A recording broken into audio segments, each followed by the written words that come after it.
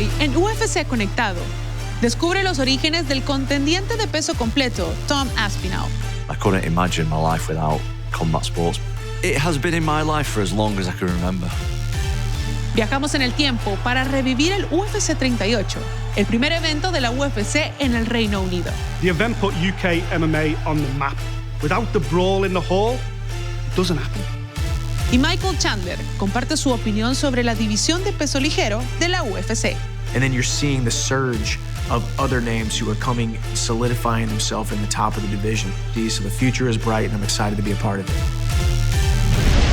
Hola y bienvenidos a UFC Conectado. Ya que su padre era cinta negra en Jiu-Jitsu, Tom Aspinall conoció los deportes de combate a temprana edad. Después de unirse al famoso Team Cowboy en su adolescencia, este peso completo fue forjado como uno de los mejores de Europa, aplastando la competencia en el circuito regional antes de recibir la llamada de la UFC. Tom nos cuenta sobre su viaje desde Atherton hasta el octágono en esta edición de Orígenes.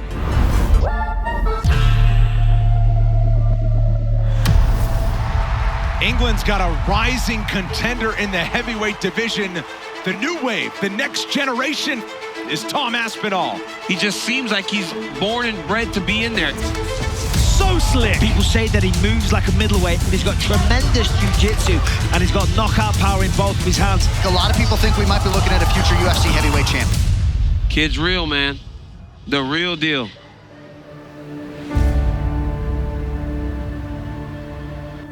I couldn't imagine my life without combat sports. It has been in my life for as long as I can remember. My dad, he used to work in IT, but he retired from that years ago and then started teaching jiu-jitsu full-time. My dad is a former fighter himself. He's always been into martial arts and it's always been around. Even on my mum's side, they had fighters, boxers, and even if they weren't fighting professionally, they were all like scrappers and stuff anyway, so it's always been in my life. Tom started to grapple when he was maybe 6 or 7. When he was about 10 or 11, he started to really enjoy it. And because I was teaching jiu-jitsu, he was a mat rat, he was with me every day. He'd done all the particular sports, jiu-jitsu, boxing, wrestling. And then I'd met Colin from Carbon, and it just came from there, really.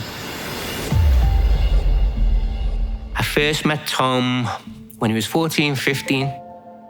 I think his dad would have come maybe second year I opened and was looking to use a bit of mat space, practice a bit of jiu-jitsu with his friends. So we got talking to him, and then within a couple of weeks it was like, wouldn't mind learning a bit of jiu-jitsu if you jump in and do a bit of it. And he says, I'll do you a deal then. I'll teach you a little bit of jiu-jitsu if you coach my son. I was lucky enough to get him so young, so I was able to mold him into what I thought I'd like him to look like. From them early days up, for me, it was all about getting him fast, keeping him moving, getting his angle game up, getting him as agile and as quick as I could, and that's how I've trained him. So now I believe he's probably as fast as a welterweight. So I'll put him against welterweights in here. You can outspeed them, no problem. You can outgas tank them, no problem. So I think it's worked. I think it's paid dividends. Time. Beautiful. Yeah, I need it twice as fast though. Yeah.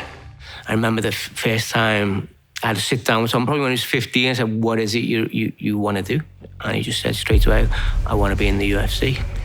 So I guarantee I'll put you in the UFC if you just keep doing what I'm telling you to do.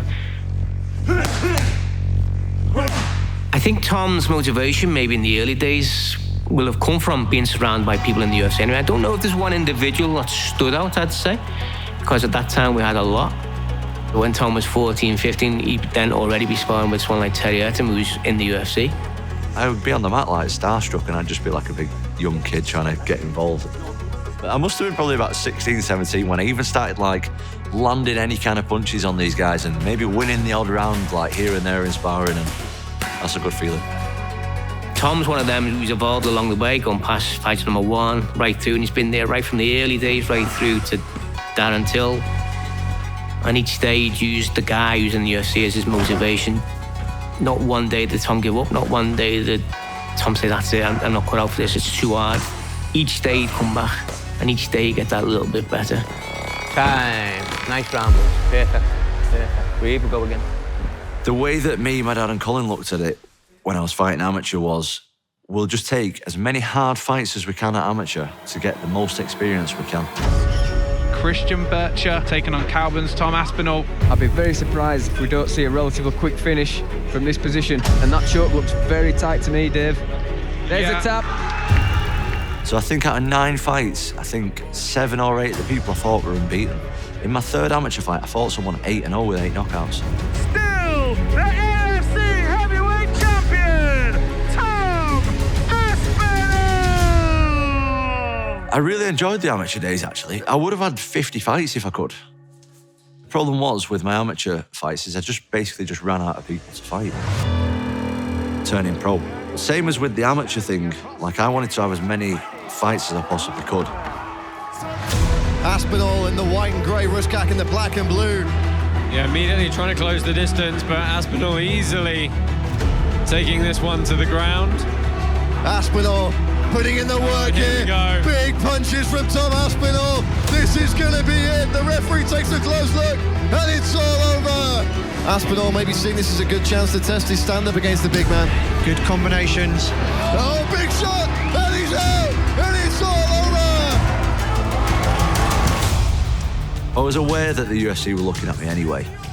So that's why I signed with Cage Warriors, because I thought they could give me better opponents who I could give me more time in there before going to the UFC. Huge shot! Aspinall drops the bomb! Looking for the finish, and it's over! Unbelievable! The same thing happened in Cage Warriors. It's just really hard finding people of that quality to fight. Cage Warriors were really struggling to get me opponents, and they told me that. And I thought, if Cage Warriors release me, I'm back to square one.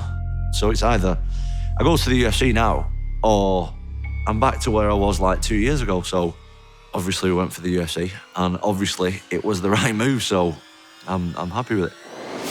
It's pretty much been the plan since Tom was able to walk that he would get here to the UFC, Dan. This guy is a devastating individual at this heavyweight division. It doesn't matter if you're on the UFC or you're on an amateur show. It's the same thing, just fighting another guy who's trying to knock you out. Jake, you ready? Have fun, gents. There is Tom Aspinall making his UFC debut. Round number 1. Oh! That's it! Knockout for Tom Aspinall in his debut! The close people around me and myself, like, we all had a strong belief that this is what I'm going to do and it's going to work. And without that belief, I wouldn't have done it. I'm glad he's doing what he's doing. I wanted kids to do something that they like doing. That's the only important thing as a father. I'm glad he's an athlete if he wants to be an athlete. Nice clinch here. Beautiful. Yeah, this was a very smart move for Tom to take him down. There he is. Wow. Double quick again. He goes 2-0 with the UFC. Oh, he connected. Look at this. Whoa. This could be it. This is it. It's done.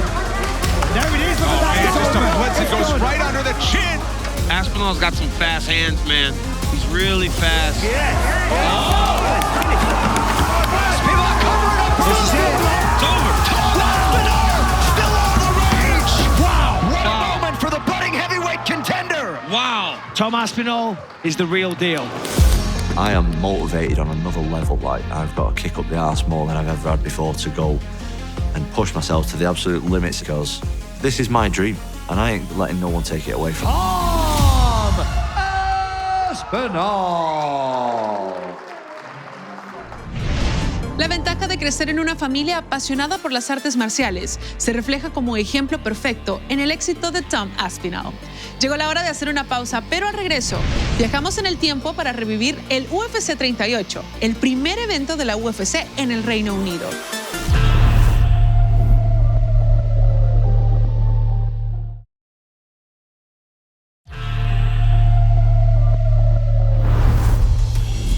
El 2022 marca el 20º aniversario de la primera visita de la UFC al Reino Unido. Fue en el 2002 cuando el octágono descendió en el famoso Royal Albert Hall para el UFC 38, un evento que daría inicio a una nueva era para el deporte en esa área. El historiador de MMA Nick Pitt revive el legado que comenzó con Una noche en Londres.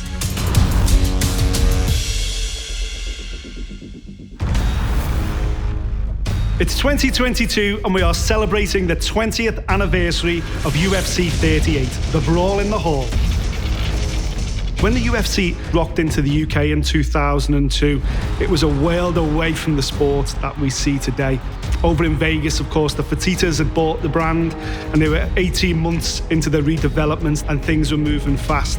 The sport in the UK around this time, listen, it was busy. There was talent there waking up to it. But you were talking about fighters fighting for a couple of £100 at the most, and they were the main eventers. The sport was absolutely in its infancy. UFC had never been to Europe before, despite knowing that there was talent certainly coming out of this region. The Fertittas knew that was a massive opportunity out there, not just with the talent. Passion of the British fans was notorious, and they knew that if they could take an octagon into central London, that they were bound to capture the attention of those fans, generate an incredible atmosphere. So the UFC knew they had to head into Europe, and they knew that London was the right city. What they needed now was an iconic venue. They got that with the Royal Albert Hall. To move it to the next level, what the sport needed was an injection of attention. That was what the UFC brought to the UK MMA scene, and they needed a good roster of fighters that absolutely stood out and had to be on that card. UFC put together a 7-fight card, and of course, they went all out with the main event. The big rematch that everybody was talking about. Matt Hughes versus Carlos Newton. We all knew what had happened just 7 or 8 months before. Carlos Newton had got Matt Hughes in a submission. He basically out, but then boom, the power slams came. Newton's out cold.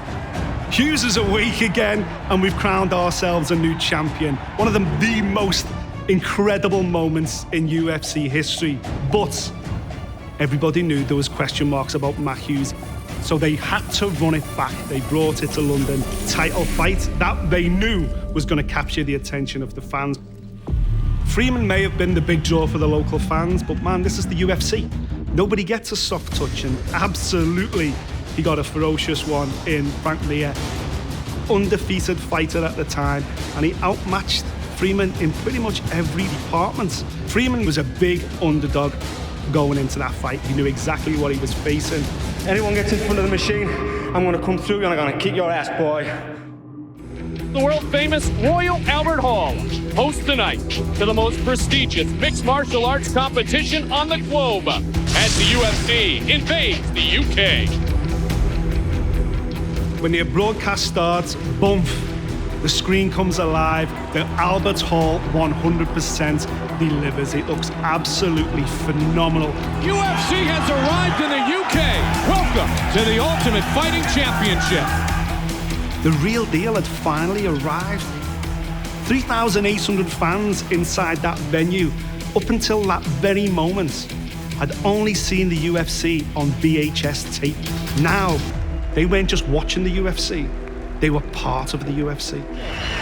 So things aren't going too well for the home fans, but then in steps the big man, the wizard himself.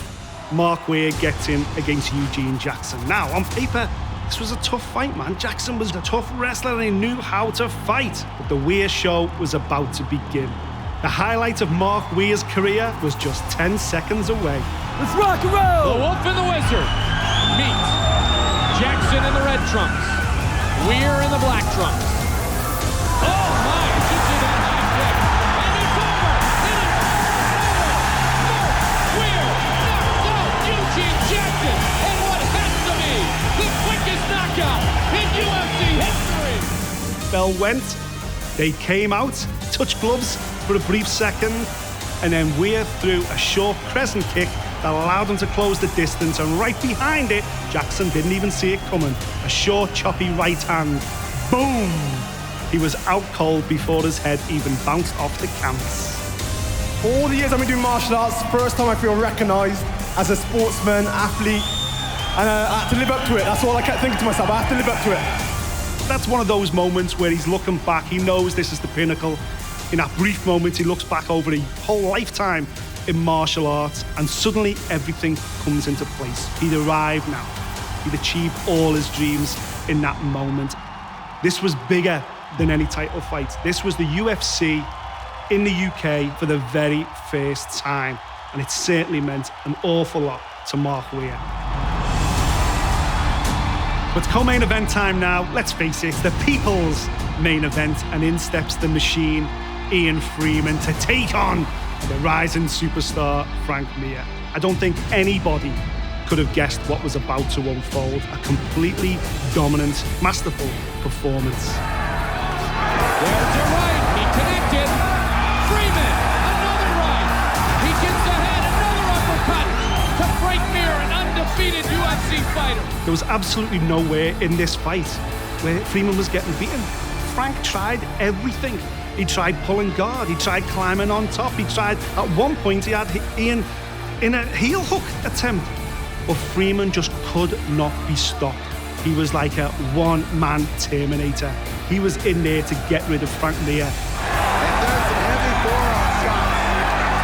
Mir is in trouble. He was done, man. He was shot. Poor Frank was beaten, bloodied, bruised, and John McCarthy was given no option. He waved the fight off, and the place went mental. McCarthy has stopped the fight. Ian Freeman has defeated Frank Mir. And this crowd is indescribable. They are on their feet again. Probably more iconic than the performance was Ian's celebration once he got hold of that microphone. Yo, England, I did it!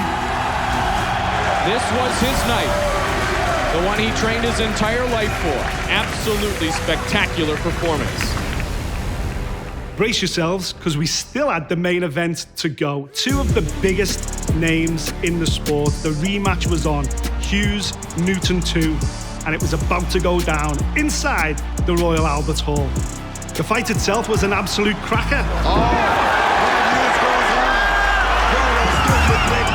But it was Hughes that was absolutely in the ascendancy.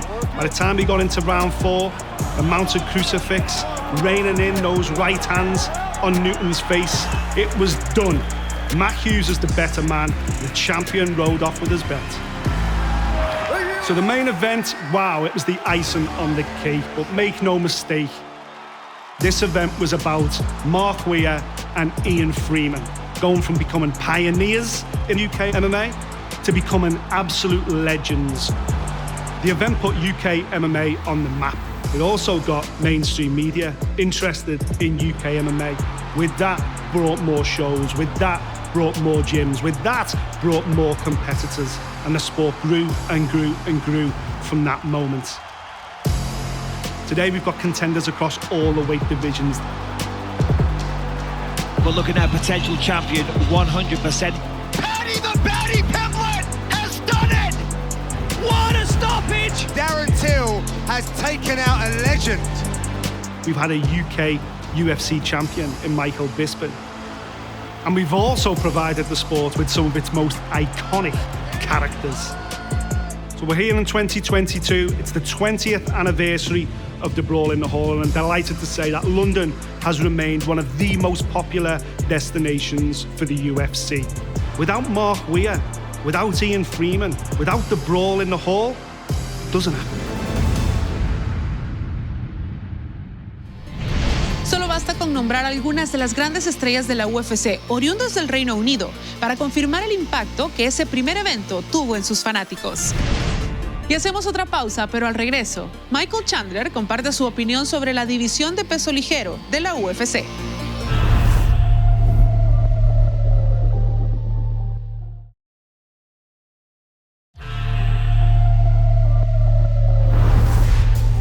Desde que Jens Pulver fue coronado como su primer campeón en el 2001, la división de peso ligero ha producido algunos de los momentos más memorables en la historia de las MMA.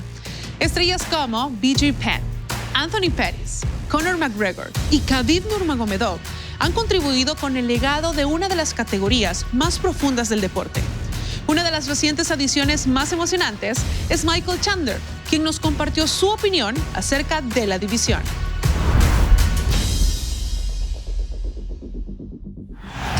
Listen to this crowd go nuts. 155 pounds is the most talent-stacked division in MMA today. Oh! Big knockdown for Michael Chandler! I mean, just chaos, killer after killer after killer in the talent-rich lightweight division. The lightweight division and the lighter weight divisions have really come up over the last couple decades. When mixed martial arts first started, it was the big guys. It was the 205ers. It was the heavyweights. The baddest man on the planet was always the heavyweight champion of the world. As the sport continued to progress and as more and more cards happened and as more and more high-level athletes who really dedicated their life to the sport of mixed martial arts came in. That right there is the greatest lightweight in the history of the sport. You start to see the lighter weights getting a little bit more shine, a little bit more notoriety, saying, okay, well, maybe this guy is the pound-for-pound best fighter on the entire planet. Massive right from Nurmagomedov! Nurmagomedov under the chin, there's the top! Incredible. The standard upon which all lightweights will be judged, Khabib Nurmagomedov. I think what makes the lightweight division unique is it's somewhat the average size of the average human being. So then when you think about the lightweight division, I think it's kind of that sweet spot in between where you see power, but you also see high pace. All of the different attributes of the human being is at its finest. Oh my goodness. They swing with reckless abandon. Some of the best displays that we've ever seen have happened at lightweight. Wow! Unbelievable. Man, when you think about the legends of the lightweight division, you think Jens Pulver, who was the original UFC champion, BJ Penn, who was the champion after that. Those guys were the guys who laid the groundwork. They laid out the brick road. Season 5 of The Ultimate Fighter were the first time that we had the lightweights on The Ultimate Fighter. Jens Pulver, BJ Penn as the coaches. Some of the names inside of that house have become household names inside of the UFC. So to see the lightweight division on display on network television was awesome as we continued to usher into the mainstream that the lighter weights are getting a lot more attention because of the power and the speed, the athleticism, the knockouts, the cardio, all the different attributes that the lightweight division brings to the action inside of the octagon. And he's got man. But one of the pivotal moments of the lightweight division was whenever Strikeforce and the WEC joined the UFC. We talk about all the names that all of us know. And now picking him up his weight and he slams into the mat. I cannot think of a better way to bring down the curtain. Oh my goodness! Did you see that? He ran up the wall like a ninja. Champions that were going to come into the UFC and become champion. There's the armbar. That is a tight armbar, Mike. He tapped. It is all over. Anthony Pettis is the UFC lightweight champion of the world. So when you talk about lightweights too, you have to talk about the entrance of Conor McGregor. Conor McGregor stormed onto the scene as a featherweight, won the title, and always talked about becoming a two-division champion. Island, baby, we did it! Yeah! It was a lofty goal that not a lot of us thought was going to be able to happen. No fighter in UFC history has ever been champion in two weight divisions at the same time. McGregor looking to make history. Here we go! When he came in, beat Eddie Alvarez at Madison Square Garden, he almost looked untouchable. Big shot! Well, he hurt him bad, Mike. That, in my mind, was Conor McGregor's best performance that we've ever seen. The most complete, the most dominant. Oh, man. Oh, he's done. He's done. It is all over! History has been made! Conor McGregor is the UFC lightweight champion! The sport itself was elevated by Conor McGregor. Let me raise this now. This is what I dreamed into reality. Oh, that looks good. Oh, that looks good. God bless. The #1 ranked contender, Conor McGregor, who left to go pursue boxing as the lightweight champion, relinquished the title. Khabib Nurmagomedov assumed the throne in his absence. Khabib Nurmagomedov looked untouchable in so many different times. 26 have tried. He's got it. It's under the neck. Nope, it's on the chin. He tapped. He looked unbeatable. He had a skill set that people just couldn't figure out. Khabib is undefeated in his career and has looked absolutely spectacular in each one of his victories. His takedowns mixed with his pressure, mixed with the damage that he would do, mixed with the cardio and the strength that he possessed. It was something to behold. He's tapping. It looks like he tapped. And he made a promise to his mom, and it was time for him to step away after that last fight. I promise her it's gonna be my last fight. And if I give my word, I have to follow this. With a finish of Justin Gaethje, he put an exclamation mark there and solidified himself as one of the greatest lightweights of all time. The future is extremely bright for the lightweight division. This new era of the lightweight division, you've got a couple anchors that have been in the industry for over a decade. You know, myself, I was outside of the UFC watching these guys compete, watching these fights here in the UFC, always wanting to fight these names. Justin Gaethje was a guy that I wanted to fight. Oh my goodness, look at this fight. Oh, they're in the pocket. Oh my goodness. This may not last. Dustin Poirier was a guy that I want to fight. Now Conor is a guy that I want to fight. And then you're seeing the surge of other names who are coming out from outside the top 10 into the top 10, solidifying themselves in the top of the division. Oh, that's it! Islam Makhachev! Wow. Whoa! Rafael Fiziev! He tapped, and still Charles Oliveira. Down him now, folks! There's no shortage of great names and great opponents, great opportunities here in the lightweight division, which is, in my opinion, the most entertaining and electrifying division inside of the UFC. So the future is bright, and I'm excited to be a part of it.